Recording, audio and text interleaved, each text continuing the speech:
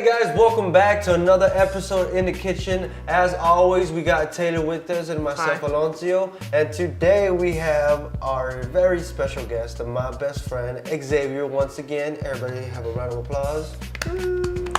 Thanks, guys. Thanks. Anyway, so we're going to talk about two things today. And might be a little early to talk about them, but why not? It's sports. We can talk about whatever we want, whenever. All right, so first things first.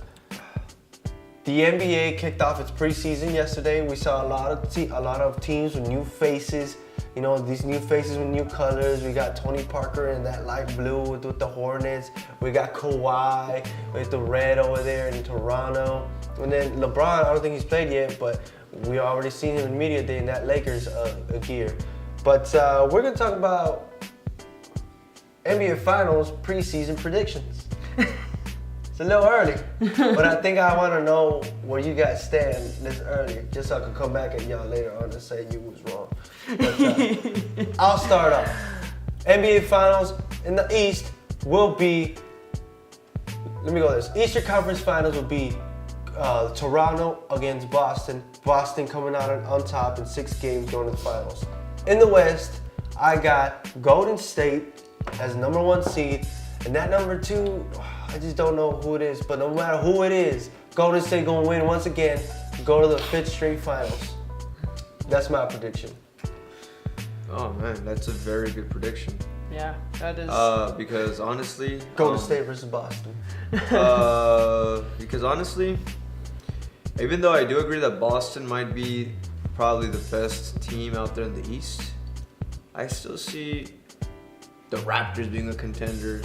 I still see the 76ers going out there and balling. I mean, I don't know. I'm not sure you saw that alley-oop that Ben Simmons did in preseason. You know, they're looking pretty good out there too. So, but Boston is Boston, so you can't go against them. They have way too much talent out there, and too many young guys just out there balling. And they got Gordon and Kyrie back. Yeah.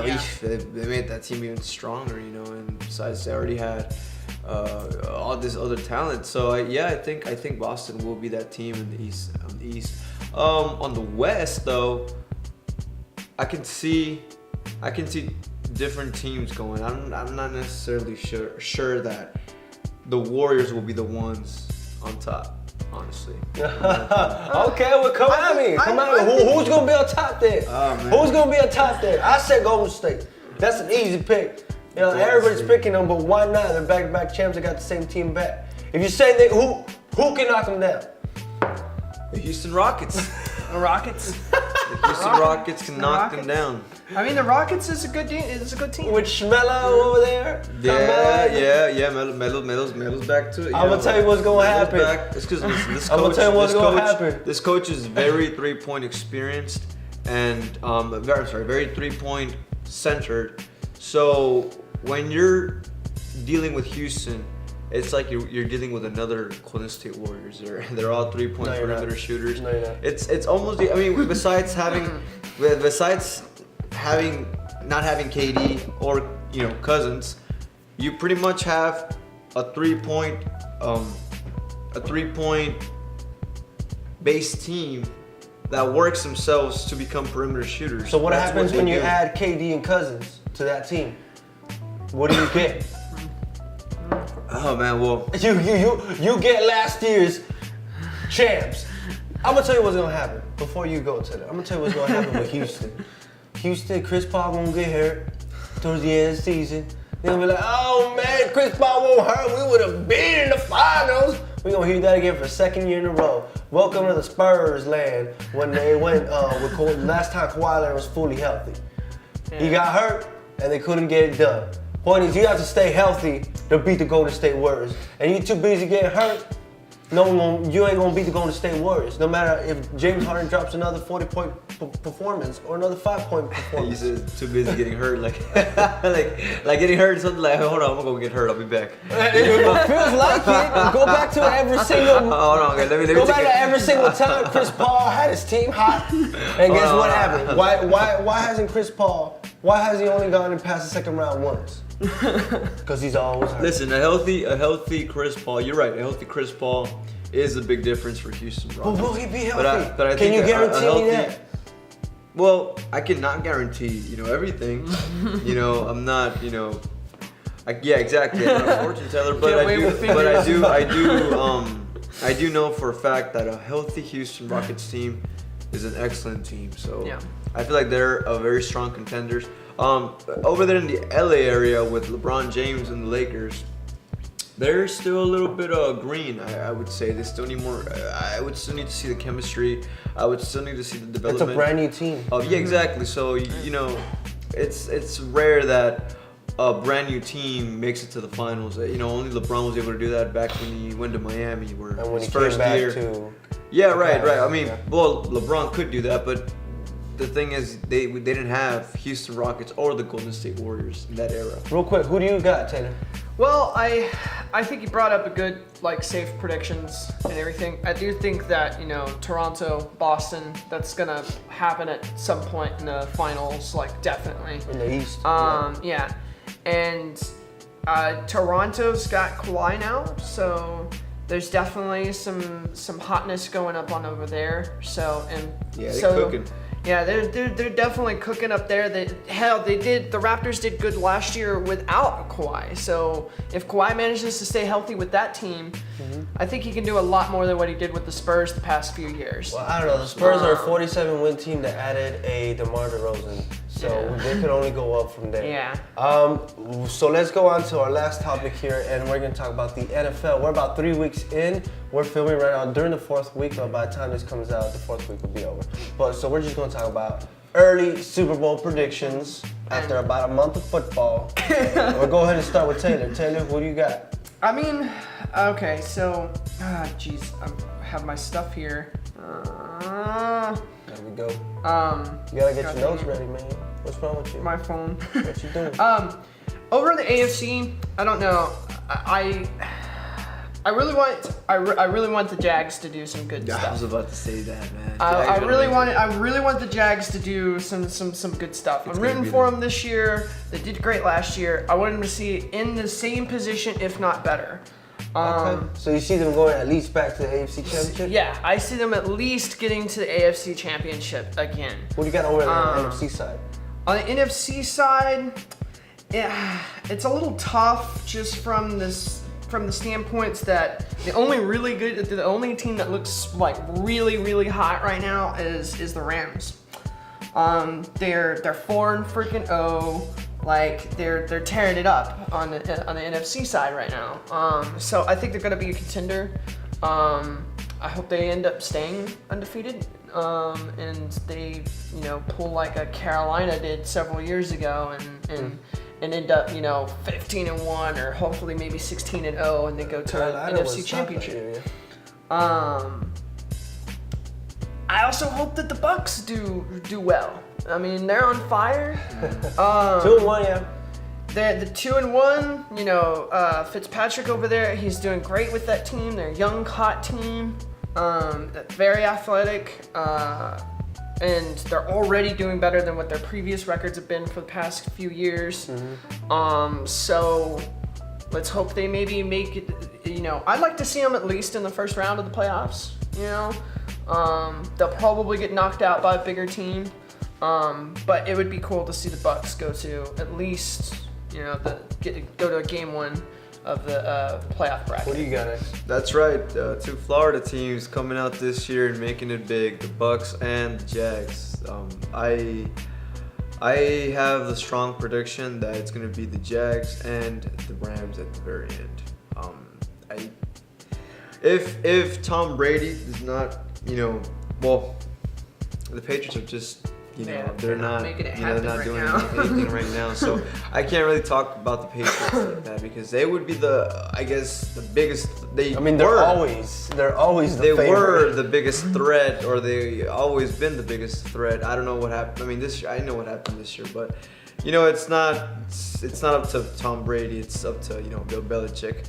But I do see the Jags and the Rams for sure. The Rams are just at another level right now. They did a great job over there. And what's so impressive? That they still have an $8 million space of cap that they can still use. That's very impressive on the Rams. So they knew how to manage their money. They have that great defensive line that just gets to that quarterback. Those 4 guys, 5 guys.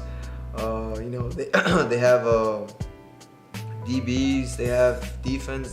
They're a whole solid team all around. They had that great quarterback that just threw for 5 touchdown passes. Was it 5? Jared Goff. On that absolute amazing game.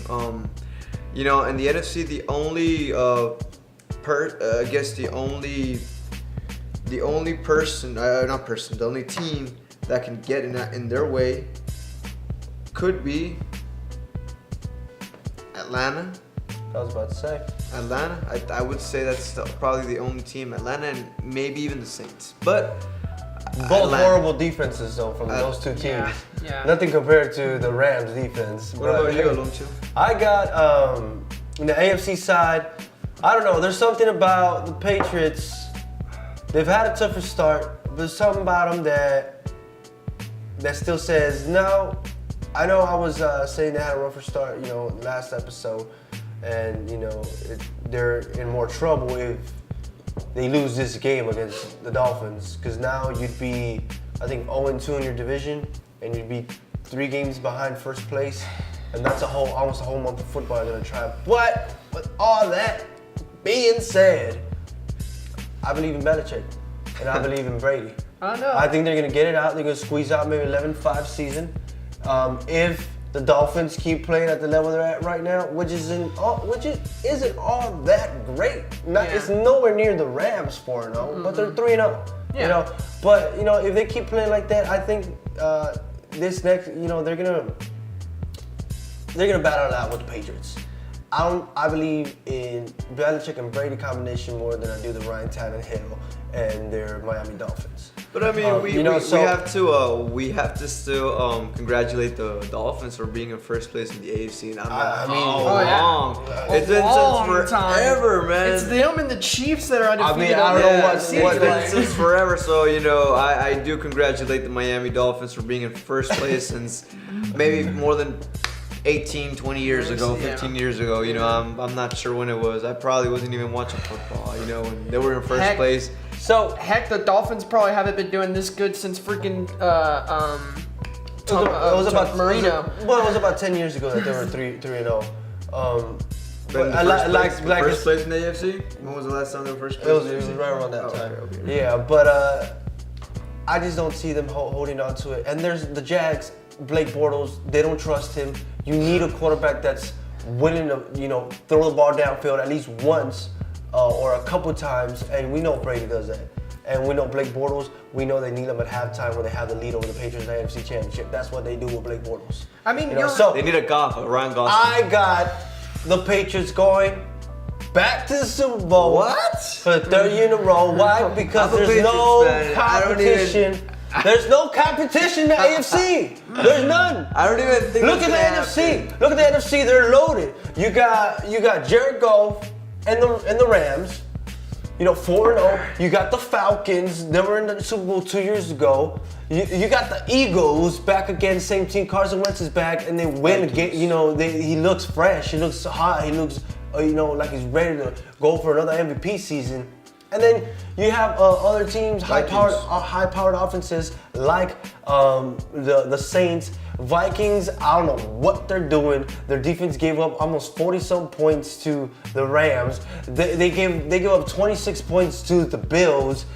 I don't know what the Vikings are doing, but yeah, if they can figure it out to, even be close to what they were last year, yes, they're in the mix as well. It wasn't the talk that they had one of the best defenses in the NFL. Yeah, and last year they had top 5 defense. Where is that defense? Yeah, last 2 weeks has not been there. It has not been. Their offense is showing up. Because don't get me wrong, while the Rams defense is good, it's a little slightly better than other ones, but it's not that much better than anybody else because they still gave up 31 points to Kirk Cousins. Yep. You know what I'm saying? I got right now the Rams look like the more favorable, but the NFC is kind of a toss-up. I need to see a couple more games, but if I had to choose right now, it has to be the Rams. High-powered offense, the most points per game, the most yards per game, the most what is it? They're everything per game on offense. They're so crazy that in my opinion, Aaron Rodgers is the most athletic, best quarterback in the game. My opinion, my personal opinion. I think Cam Newton is more athletic, but and you would expect Aaron Rodgers to be in the conversation of going to the Super Bowl. You know, I would expect to hear about the Green Bay Packers, you know, being another favorable team, but you know, we don't know. What receivers? What running backs? What defense?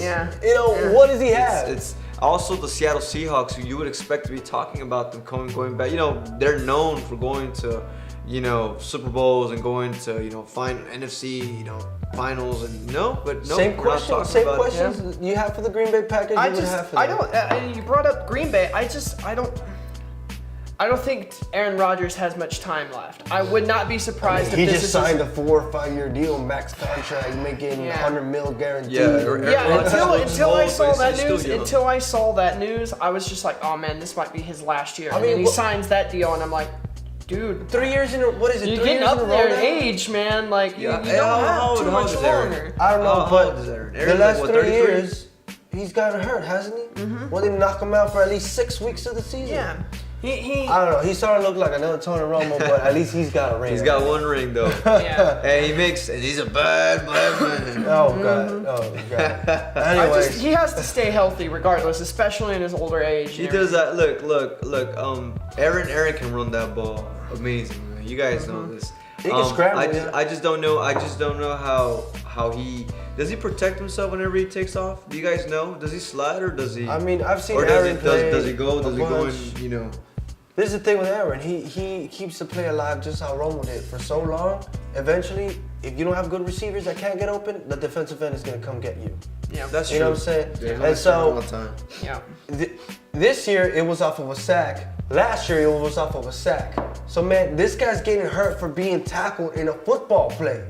Yeah. He's getting up there in age, man. Like he's getting hurt more often than not. He ain't a Tom Brady. He ain't a Jason Witten. But he ain't a LeBron James, where they could just go on and play what it feels like forever and never get hurt. Like there's players that are like that, and there's players that are not. Crazy. And Aaron Rodgers is becoming one of those right now. Crazy you brought that up, Alonsio. You know, you would expect Tom Brady to be one of the top quarterbacks to get hurt because of he's not the most athletic. He's not fast. You know, he doesn't even hit the weight room. And you would expect Tom Brady to be getting hurt a lot since his body's not packing much muscle. I mean, how does he do it? Like, what does he do? Like, I mean, you gotta ask Tom Brady for that. I've seen him fall down whenever he's about to get sacked, which is a pretty good strategy. So, you know, he doesn't try to do the most. If he sees that he's done, he's just gonna go to the floor. But when was the last time Tom Brady missed out a season? Yeah, 07. Yep. Yeah. But no, right after the 16-0 season. Yep. He played that first game. 07, right? 08. 08. This was 10 years ago, a decade ago, and this guy is 41. Yeah. And he hasn't gotten hurt. That is amazing. Like, respect. Like, wow. I mean, you can say that about a lot of players, and you can say the opposite about a lot of other players, and that's the point I'm trying to make. Aaron Rodgers is just one of those guys. Now, when he's getting older, like you took so much of a beating. I don't know, your body wore down. I don't know if that's the way your body was. You supposed think he to would be act like the Chris Paul of the NFL? Who? Aaron Rodgers? Yeah. Aaron Rodgers feels like the Chris Paul of the NFL, but I would say that if Chris Paul had a ring. Yeah. Aaron Rodgers has got a ring. Chris Paul, I would say, is closer to Tony Romo than Aaron Rodgers, because a guy that's really, really good, come playoff time, oh crap, he got hurt, or you know what? It's different because. You know, Tony Romo was pretty clutch in the playoffs. Look at his numbers. Now, did the wins come out? No. But at the end of the day, that is what matters, the wins. And Chris Paul's not getting wins because he's not in there playing. And like, I'm sorry. Yeah, he's too busy getting hurt. Yeah. But, I mean, that does it for us here in the kitchen. I'm going to let this guy... Yeah, be sure to like, comment, subscribe, all that stuff here on YouTube at Red Twit Entertainment. Follow us on Facebook at Red Twit Entertainment. And be sure to check us out on Twitter. What is your Super Bowl and NBA Finals predictions? Go ahead and comment. Let us know. Yeah. See what you guys do. We would love to hear your feedback. And follow us on Twitter. And our Twitter handle is @1in_th3_kitchen. And we'll see you next time. Thanks for watching, guys. Appreciate ya.